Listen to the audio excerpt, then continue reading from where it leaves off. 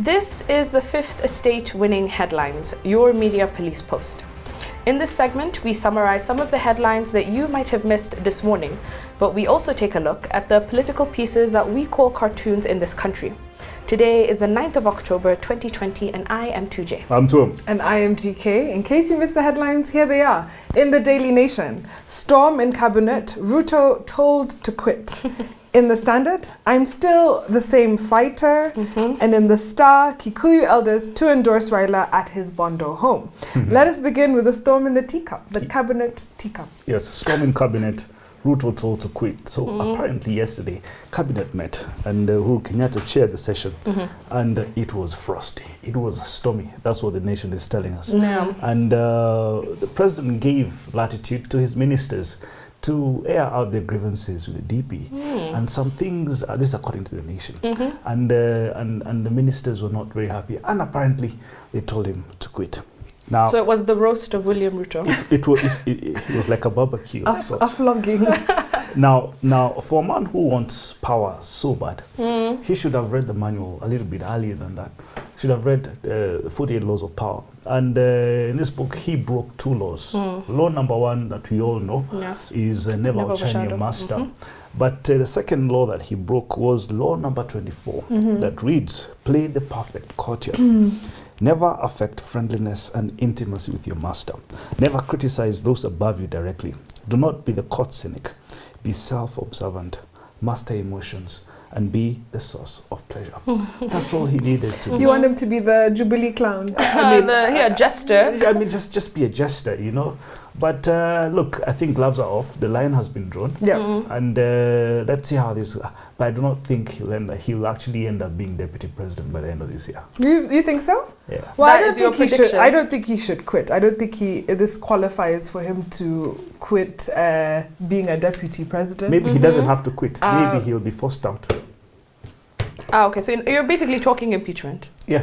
All right, say it with your chest. Simple. But yeah. I have said it. Okay, there we go. Yeah. You know, maybe he decided to do his premature campaigns because he felt that somebody somewhere was reneging on the deal that they made for your 10 and my 10. So I wouldn't blame him. As a political actor looking out for his own best interests, this is what you do. You get the masses to support you. But not when your function is to be an assistant. I think you also have to know your place. Yeah, and I agree with that rule number 24. Yeah. If you're going to, engage in mischief, Absolutely. do it in a sly way. Don't do it openly, brazenly. I mean, look, you cannot bring hordes of people to an entire state facility and give them wheelbarrows and turn them against your own boss. That's gross insubordination. It is completely. And I think the president has had so much grace in just according this man a little bit respect. Oh, Listen, yeah, definitely. If this was Moi or Jomo, I'm telling you, they would have no time for it. Oh yeah, this guy would be out. But I Which think is why we need a second handshake.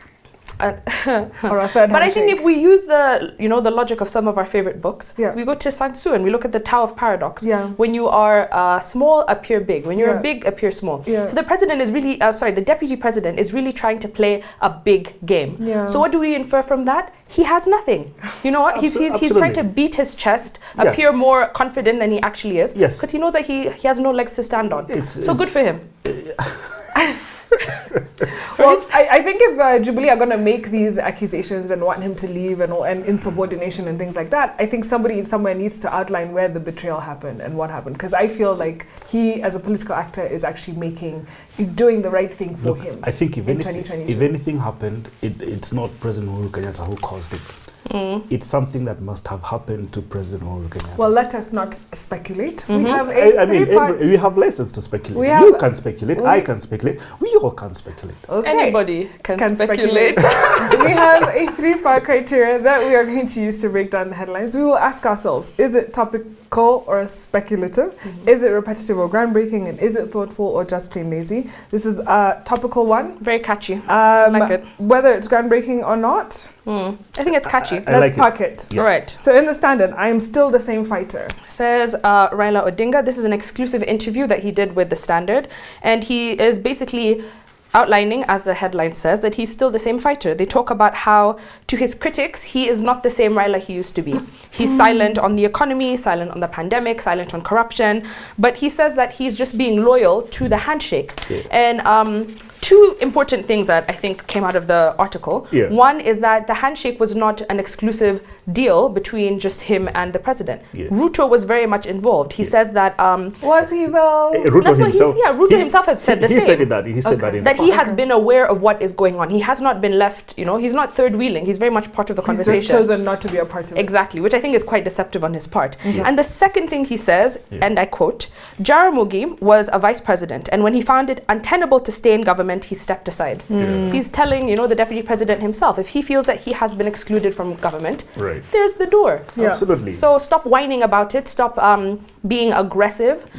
Stop being brazen and making fun of the office which you hold. Just leave. Absolutely. You can use your wheelbarrows outside. TJ, you didn't come to play today. Not at all. I like that Raila said he is still speaking truth to power. Perhaps he should speak facts to stupidity instead, because that's what's happening in the political scenarios at the moment. Okay, let's park that. Let's move to the Star. Where Kikuyu elders are going to endorse Raila in his Bondo home. So 500 of Kikuyu's finest, I guess, elders will be traveling to Bondo, to Kango Kajaramogi on Saturday, and they will have a surprise declaration. And I'm guessing this surprise declaration is to endorse Raila Odinga as their preferred candidate for 2022. Who would have thought? Who would have thought? And then at the end of the month, some Luo elders will travel all the way to Mount Kenya or to Nyeri and do the same sort of reciprocation. Fantastic. This is what Francois Bayard would call, the guy who wrote Politics of the Belly would say, reciprocal elite assimilation. And this is the elite ruling group working hard to exclude outsiders. There's favoritism at play. And this is a natural part of the African political experience, we are told. There's a favor being returned. But they didn't return DP's favor, but they want to now. I see what you did there. You know what is so perplexing about all of this? Uhuru Kenyatta is presenting a possibility of unity. I mean, who would have thought Kikuyu elders would go and, endorse Raila at his home? And so we're having this, amazing opportunity where we're seeing two large tribes come together and say we have to be better. Absolutely. And Ruto's solution is a wheelbarrow. It's a wheelbarrow. Really?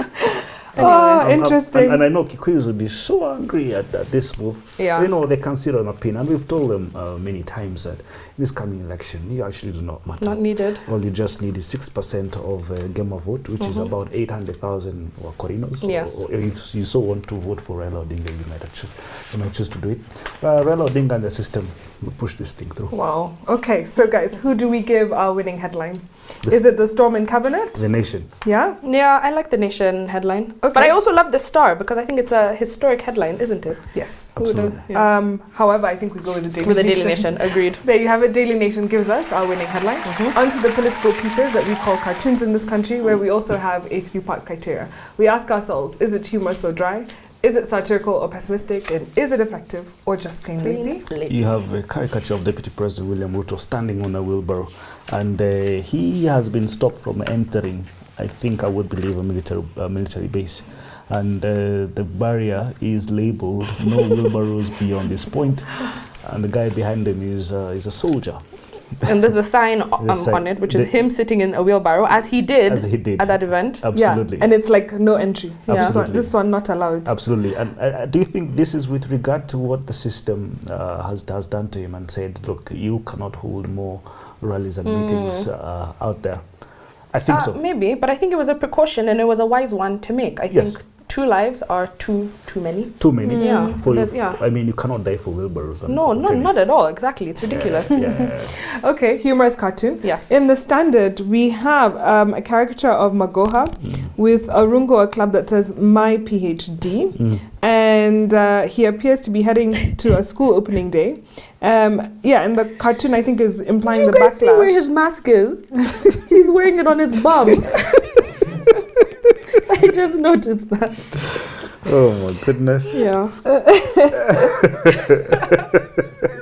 Okay, get serious. This is our bull in a china shop. He doesn't have quite the finesse to carry out some of the things. But like we said this week, he's stuck between a rock and a hard place. He's damned if he does, damned if he doesn't. But I think when it comes to the future generation of kids, go slow. Yeah, very true. So yeah, let's park that. No, can we just toss it? Okay, toss it. Let's be honest. Yes, the star, you have also on there the caricature of Deputy President William Ruto, and he's in a ramshackle of a car, and it's being paperwork there by also actually on the backs of Kenyans. Yeah. And on top of that ramshackle is a wheelbarrow. And the caption there is "Hustler Movement in a nutshell." I mean, dead on arrival. Dead on arrival. And, I mean, you could not have put it better than this. Yeah. And I think what it also reminds me of is what Professor Mutahi was saying, last year about the Matatu presidency versus the Ferrari presidency. Absolutely. And I think this looks like, it doesn't look like a Ferrari, but it's the same idea. It only has 2 seats, right? Yeah. And it's like he's not willing to share, but he's willing to use the sweat, blood, and tears of other people to get where he wants to go. For people. I think this should get our winning cartoon. Yeah, but guys, I'm so surprised 2J today is with me completely. This is one for the books. Yeah, one for the books. So can we give it to the star? I think it was a fantastic cartoon. Good one. Yeah. Absolutely. There you have it. The star gives us our winning cartoon. And now for our final thought. But before we get there, please remember to subscribe to our YouTube channel. And now, final thought. It is inspired by a book entitled 21 Lessons for the 21st Century by Yuval Noah Harari. Before you get there, can I give a summary? Go ahead. Okay, so this week we looked at democracy and democratic systems, and we sort of said, we tried to look at whether they're working, whether it's failing as a system, and whatnot. So on Monday, we took a look at the Democracy Project, A History, a Crisis, a Movement by David Graeber. And we realized how around the world there's a rise in anarchism and deterioration of democracy. We looked at the Occupy Wall Street movement and what made it successful. We asked ourselves whether the Hustler Nation movement here in Kenya will lead to a rise of anarchy and more unrest. On Tuesday, we explored Can the Internet Strengthen Democracy by Stephen Coleman. And it is through this book that the author argues that governments around the world have missed the huge opportunity to reinvent themselves and restore legitimacy and connect with their citizens. We saw how the internet can be a powerful platform and how often there's a fundamental mismatch between the government's logic and the people's logic, and how techno-populism could play itself out in many democracies, where people are increasingly deliberating online and taking collective action and scrutinizing the very elite and powerful. Yes. On Wednesday, we looked at On Tyranny, 20 Lessons from the 20th Century by Timothy Snyder, and the book outlined how to recognize the warning signs of a tyrannical leader. And he says that we are in the post-truth era, where facts are dismissed in favor of alternative ones. We saw how tyrannical leaders have open hostility to verifiable truth, and contradictions are often openly accepted. On Thursday, we examined How Democracies Die, What History Reveals About Our Future by Stephen Levitsky and Daniel Ziblatt. And the authors draw on decades of research from historical global examples to show how democracies collapse and how the Americas can be saved. And we asked ourselves whether Donald Trump qualifies as an American autocrat, which defies a long history of America's democracy. We also saw that his strategies to consolidate power included 3 things: capturing referees, sidelining key players, and rewriting the rules to tilt the playing field against opponents. And today we're with Yuval, the man from Israel. So 21 Lessons for the 21st Century cuts through this new information overload that we started to have and the muddy waters that we experience when we're in this online world. And he confronts some of the most urgent questions that we have to address today. And so Harari is a historian, and he creates a very useful framework for confronting some of these fears we may have. And so his previous bestsellers that we've looked at before, Sapiens and Homo Deus, cover the past and the future respectively. In this book, it's all about the present, what is happening right now. But to be honest, the title is quite misleading, and you will very rarely find any actual concrete lessons. But that's because Harari himself admits that he wants to resist giving functional prescriptions. He's more interested in defining the terms of discussion and then giving you historical and political, philosophical perspectives. So as technology has been advancing faster than we can understand it, hacking has become a tactic of war, and the world is beginning to feel more polarized than ever. So he addresses the challenges of navigating life in the face of constant and disorienting change. I think it's happening every day. So he asks questions like, what does the rise of Donald Trump signify? What can we do about the epidemic of fake news? Why is democracy in crisis? Is God back? Did God ever leave? I don't know about that part. Yeah. Which civilization dominates the world? Is it the West? Is it China? Is it Islamism? Should Europe keep its doors open to immigrants? Can nationalism solve the problems of inequality and climate change? And what do we do about terrorism? So it's very intense, but I think he just begins a really fruitful discussion. And he says that the trick for putting an end to our anxiety isn't to just stop worrying, to ignore all of these huge problems that are surrounding us. He says that it's to know what to worry about and how much to worry about these things. And he writes in his introduction, what are today's greatest challenges and most important changes? What should we pay attention to? What should we teach our kids? And I think that's so important. So he divides the book into 5 parts, looking at technology, politics, truth, despair, and resilience. But the chapter I enjoyed the most was chapter 3 on liberty. And here he talks about psychology and AI, artificial intelligence, in war.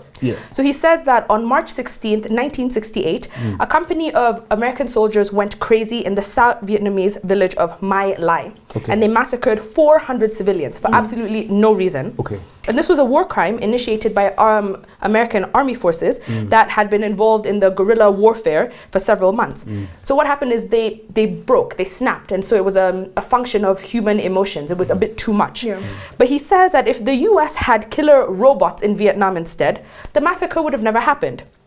However, if the US had killer robots, the war would have dragged on for many more years because the American government would have been able to detach morality from the war. They would have said it's just robots killing people, it's not people killing people. And so I guess the question is, has technology become this great savior as like a great equalizer for democracy, or is it going to just cause us more problems? I don't know. But if one thing is for sure, it's a book that inspires food for thought. Fantastic book. The chapter I loved the most was The Black Hole of Power. Now, for those of you that do not know what a black hole is, I wrote it down for you. A black hole is a space where gravity pulls so much that light cannot even get out. Now, any president, king, sultan, prime minister is likely to operate in a black hole, and that's because of this thing called groupthink. Right? Now, he says the problem of groupthink and individual ignorance besets not just ordinary voters, but presidents. Okay? And this is because the president is surrounded by plenty of advisors and intelligence agencies who overload him with so much information, some of which may not even be true. Now imagine a head of state operating using information that's unchecked.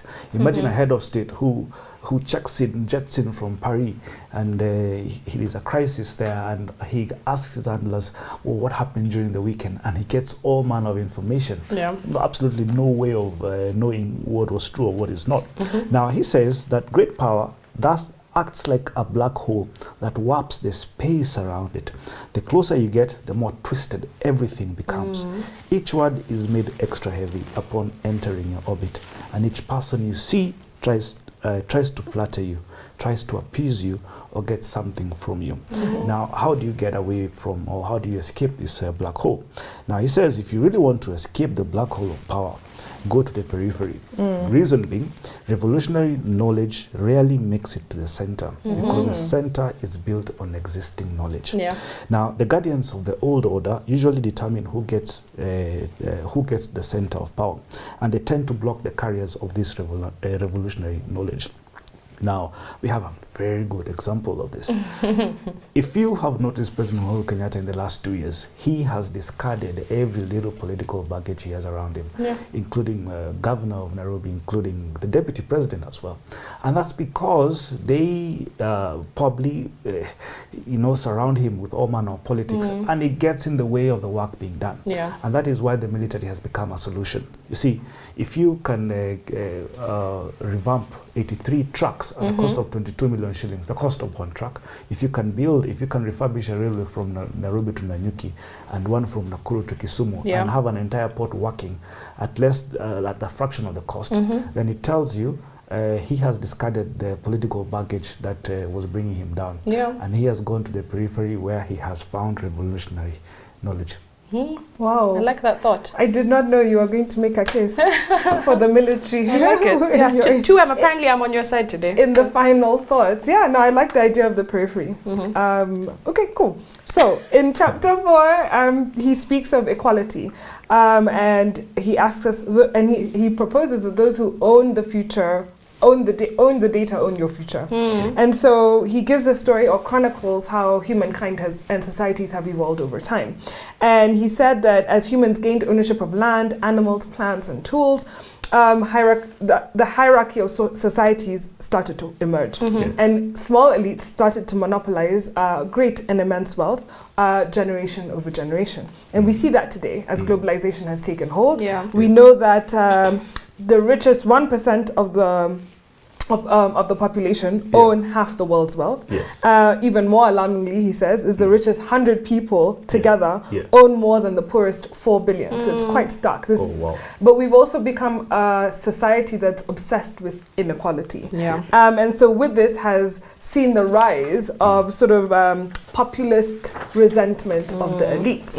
Now, he proposes, and he gives such crazy scenarios, I won't go into all of them, but one of them is that the rise of artificial intelligence will make the common masses, not the elite, he calls them the Watus. Underclass of useless Homo sapiens. And there'll be a small class of the superhumans. So he says the elites from everywhere from Moscow to the States to the UK will all band together, and they will decide whether they will continue to be generous to the common masses, whether they will continue to invest in education. That's terrifying. And the welfare state. And so he says with the rise of AI and the rise of new data, we're seeing a dismantling of the welfare state. And this idea that you must take care of the weakest in society, which is very scary and weird. But for what it did lead me to think, though, is if there's a populist resentment the world over, is this what is giving the hustler nation narrative